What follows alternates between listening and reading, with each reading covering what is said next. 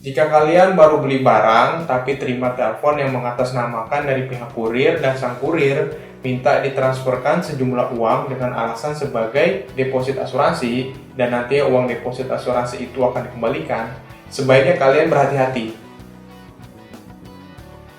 Saat ini penipuan dengan modus berpura-pura jadi kurir barang sepertinya sedang marak sekali karena banyak yang bertanya kepada saya dan ceritanya seperti ini. Sang korban baru beli barang dari luar kota. Barang yang dibeli biasanya apa saja seperti alat elektronik, mainan anak, baju, dan lain-lain. Namun, harga barang biasanya ditawarkan sangat menarik karena jauh lebih murah. Setelah barang dibayarkan, lalu ada foto resi, pengiriman barang dikirimkan ke korban. Jadi korban percaya memang barang dikirim, lalu beberapa waktu kemudian ada orang yang menelpon dan mengaku dari pihak kurir dan minta dikirimkan uang sebesar 1 sampai dengan 2 juta untuk deposit biaya asuransi, dan kalau nggak ditransfer maka barang akan ditahan dan tidak bisa dikirimkan atau hilang. Lalu dijanjikan kalau uang deposit asuransi hanya untuk sementara, akan dikembalikan nantinya. Ada beberapa korban yang cerita ke saya kalau mereka ada yang sudah terlanjur transfer biaya deposit tersebut karena khawatir barang yang dibeli ditahan. Lalu saat nanya ke pihak penjual pun juga disarankan transfer aja uang deposit tersebut. Orang kurir dan penjual juga maksa banget untuk ditransferkan uang tersebut. Setelah barang dibayar dan deposit asuransi ditransferkan juga, tapi kok barang nggak sampai-sampai. Ternyata resi barangnya bohong. Dan beberapa kejadian benar ada kiriman paket yang sampai, tapi si barangnya bukannya dibeli. Tapi cukup nyesek lah kalau beli barang handphone misalnya, barang yang sampai ternyata kok gantungan kunci, itu sebagai contohnya. Jadi kalau saya coba pelajari, memang sepertinya dari awal penipuannya itu sudah berpura-pura jadi toko jualan, dan penjual penipu ini biasanya beroperasi berpura-pura jualan melalui sosial media seperti Facebook dan sebagainya. Barang yang dijual pun ditawarkan dengan harga jauh lebih murah dari harga normal, jadi banyak orang tertarik.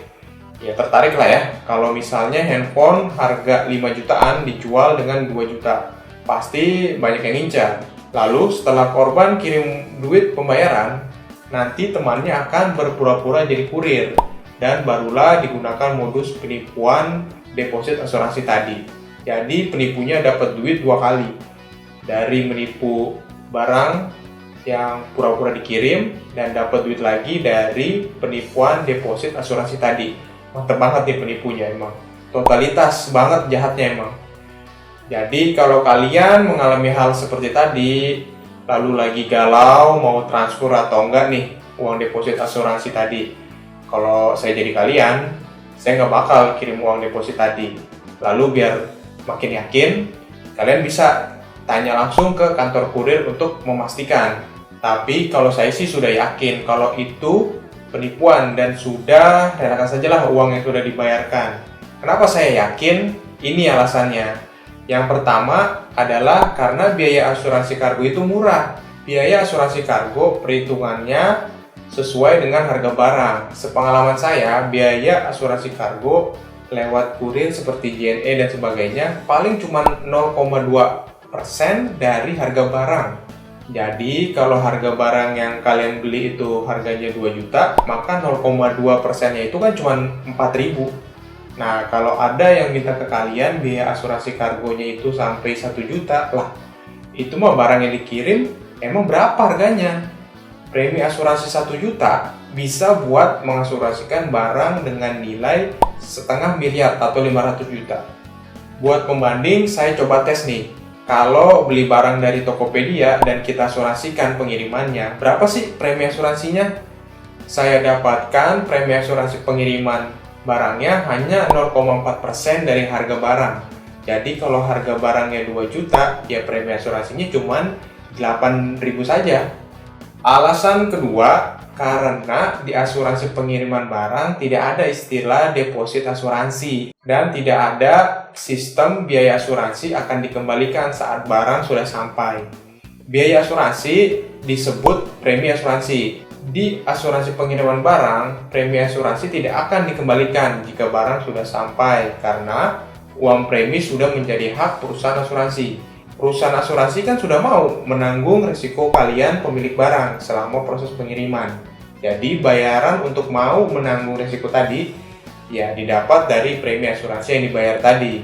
Kalau premi dikembalikan, ya apa untungnya perusahaan asuransi? Masa dapat rugi doang kalau barang yang dikirim mengalami kerusakan?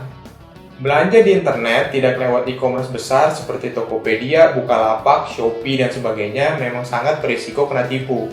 Lalu uang kita jadi tidak akan bisa kembali.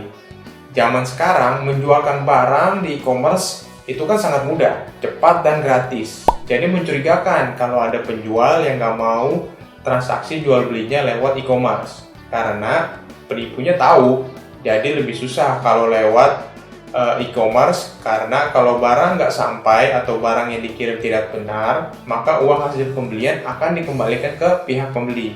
Tapi bukan berarti beli di e-commerce nggak ada celahnya juga. Makanya, kalian walaupun belanja di e-commerce, saat barang sampai dan akan dibuka paketnya, harusnya kalian videokan proses membuka paketnya. Jadi, di video awal kalian tunjukkan dahulu nomor dan nama dari resi pengiriman yang menempel di paket. Lalu tunjukkan kalau paket belum dibuka, tunjukkan semua bagian paket. Bagian atas bawah, kiri kanan, depan belakang. Barulah paket dibuka. Semua proses tadi harus ada di video kalian agar kuat menjadi bukti yang diberikan ke pihak e-commerce sehingga uang kalian akan dikembalikan. Jika bukti kalian tidak kuat, bisa jadi uang kalian tidak dikembalikan malahan. Waspadalah saat membelanjakan uang kalian, buat apa tergiur harga murah kalau pada akhirnya malah rugi. Demikian video saya kali ini, semoga bermanfaat dan sampai ketemu di video saya berikutnya. Terima kasih.